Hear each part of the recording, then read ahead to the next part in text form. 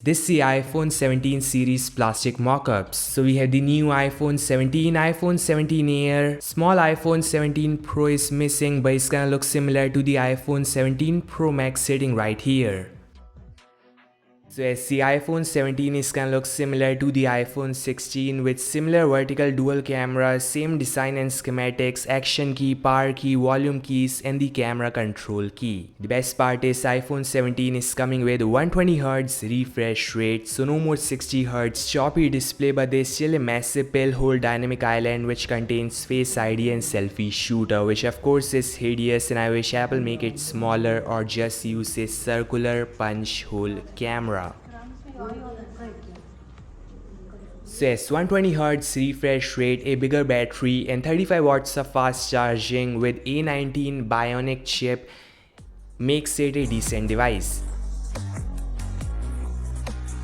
This is the iPhone 17 Air, thinnest iPhone ever at 5.5mm.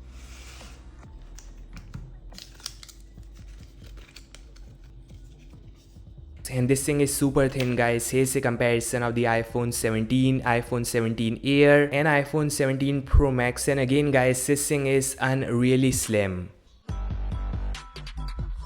Apple is using titanium frame for better durability. There's a single 48 megapixel camera and LED flash on the top right corner. The screen size is slightly 6.6 inch, so it's taller than the standard 17 and smaller than the 17 Pro Max. There's gonna be 120Hz refresh rate, a high density 2800 mAh battery size, 35 watts of fast charging, and A19 Bionic chip out of the box which can handle AAA titles.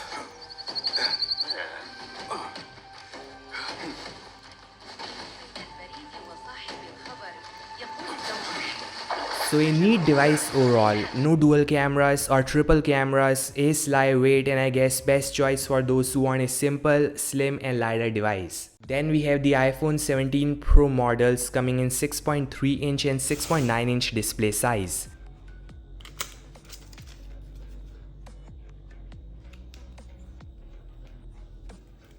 There's a rectangular module containing triple cameras. The LED flash, mic and LiDAR are on the rightmost corner, something you all should note. So a similar design I would say, but the reason of this new design is to make room for in-display Face ID in the future. There's gonna be A19 Pro chip based on TSMC 3nm process and of course high stand specifications with a larger battery size and 35 watts of decently fast charging. Here there's still a hideous dynamic island on top front containing Face ID and selfie shooters, so a similar device like last year, not much difference in here.